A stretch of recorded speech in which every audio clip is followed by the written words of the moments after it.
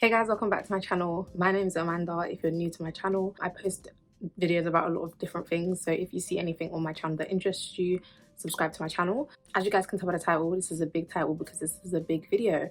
A video that I've been really excited to do to kind of introduce career content onto my channel, because I kind of knew that I wanted my channel to kind of be about career, studying, academics and stuff, because like I'm quite passionate about that.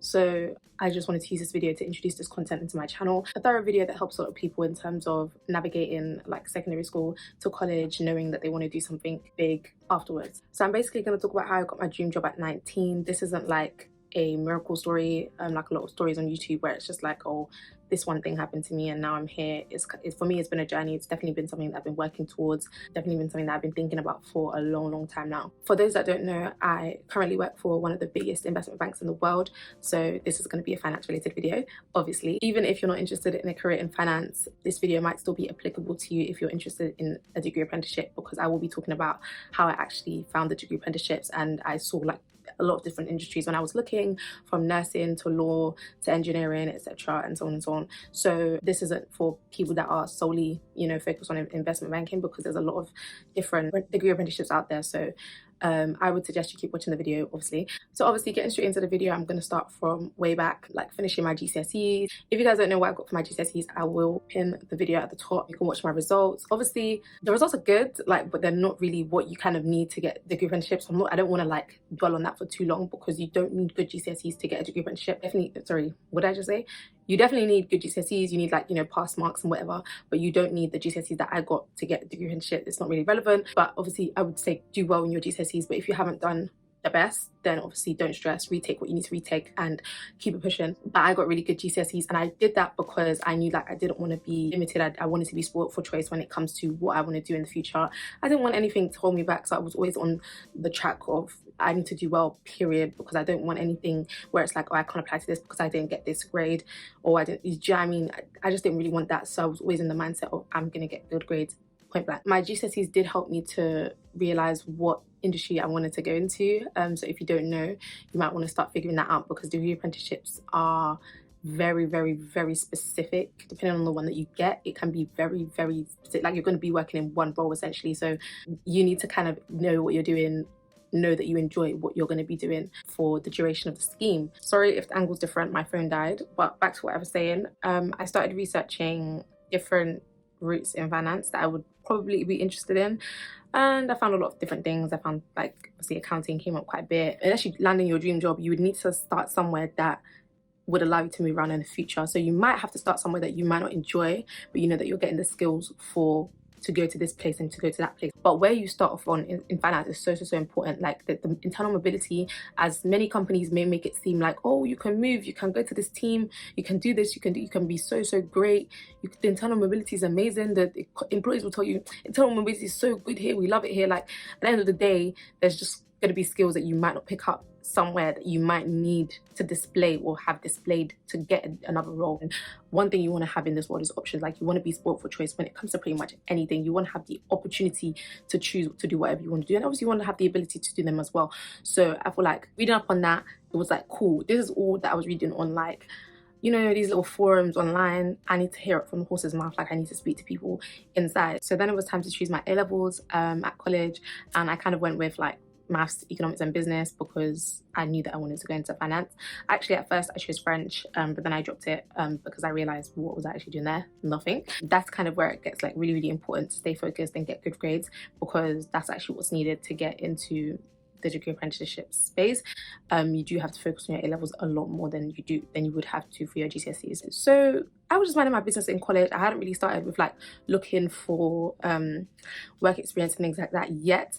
So I got this message, and I was spoken to by this organization called Career Ready. And I was like, praise God, because I was not looking for this, but it found me. They were literally an organization focused on providing work experience in investment banking. Like, that's how much of a blessing it was. Like, they were specifically providing internships in investment banking, and like maybe like a couple journalism ones here and there, but like their main focus was investment banking. So obviously we had the presentation, we then had to apply to get into the actual program, which I did, and I got through.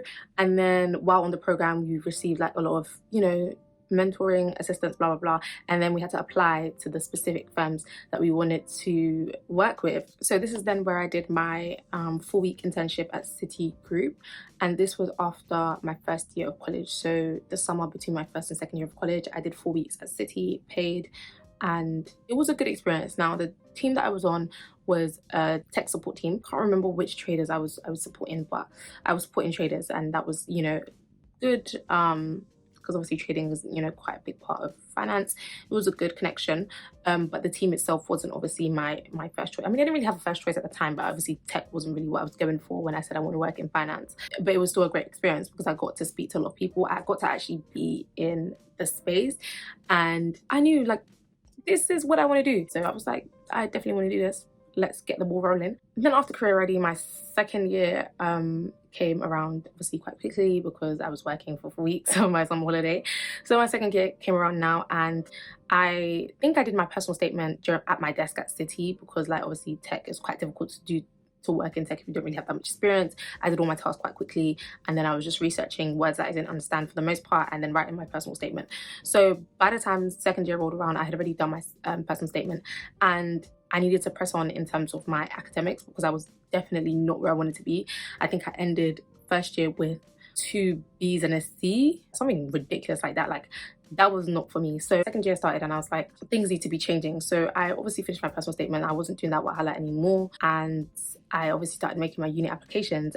So then a month or so has passed, and I obviously found like the schemes I actually wanted to apply to at this point. So I started applications for this first company. I don't know how I'm going to label this. We're going to call this company 1. This was a dead end, guys. So I think, like, this was my first proper interview in a long time. Like, when I say I applied to City Group, it was, you know, a cool info. It was almost like I already had a job, to be honest, because I was with the company. Like, it was already like I had a job. Like, I was late. It was kind of secure, basically, in a sense. So I've never really had like a proper financial services interview. So I applied, and I had my telephone interview, and the first question that these people asked me was, what year was this company founded? Guys, I did not know.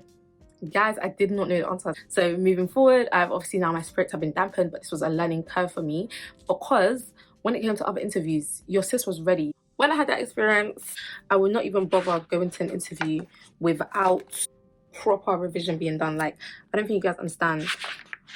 I would have everything on this page from the company, whoever started the company in 1981, to how it's developed, to recent news, to the criteria on the application process. And I would memorize this because it's not me that you'll catch lacking ever again. And obviously I prepared some questions as well here. So I had like example questions to like go into interviews with, even though I never really have questions. Then I started another application. Now, this is where things kind of started to change because I was going hard with my revision. I took myself from an E grade in maths to an A in the space of September, October, November, December, 4 months. And then we're hearing COVID, cough, cough, cough. Okay, let's just put a pin in that.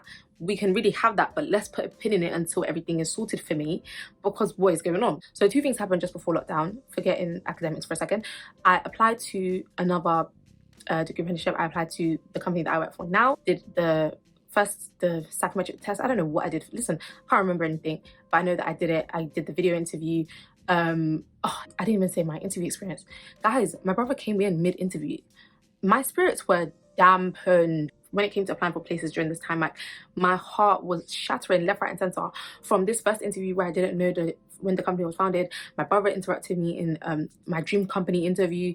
I think I did another interview for the Bank of England. We're going to talk about how I went into that side in a second. Another interview for the Bank of England. My mum came in mid-interview, and this was a recorded interview. Like, this is not even like, oh, you can apologize to the interviewer. Like, no, this was the video ones. Guys, what if I was suicidal? Like, what if I actually wanted to die? Cool, that happened. And then I also started on another program. So because I got like a bit close with my head of careers at my college, guys, if you have someone, because college is so distant, like everyone's doing their own thing. So if you know that you want something, you have to go and get it. So I was always speaking to the head of careers at my college, and then obviously she put me forward for another organization's event. So this organization was called Investment 2020, and just before lockdown, they like specialize in getting you into the work experience with investment management firms. So from investment banking, we are now going to the asset management side of things. So I was getting experience in that side. So obviously you have buy side and you have sell side and you have buy side, investment banking and asset management. So I was obviously going on to the other side just to see things, because I knew like finance is so broad, but I felt like there's a lot of things that I could be doing in finance, I'm not gonna lie, that I would still enjoy it. So I went to like one of their programs now where you have to again do another interview to get onto the program, like in general, just to show that you're serious and you're keen, whatever, whatnot.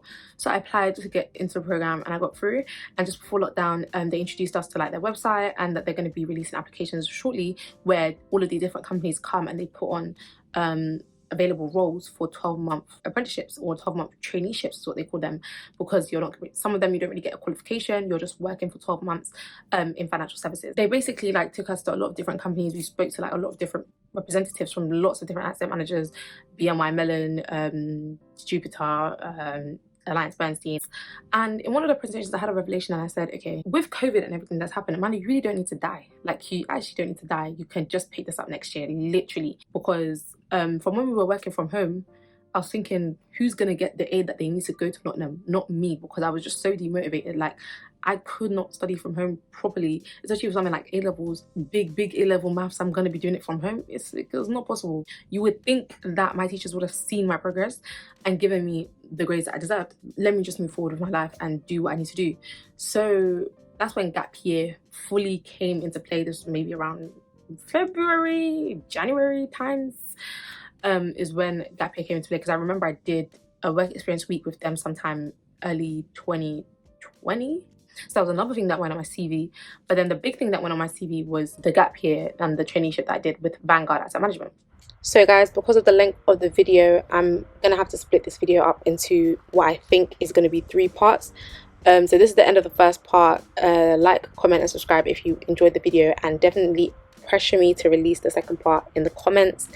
As soon as I edit it, it will be out, but I just didn't want to cut out too much detail because I want it to still be useful for my intended target audience, which is aspiring degree apprentices.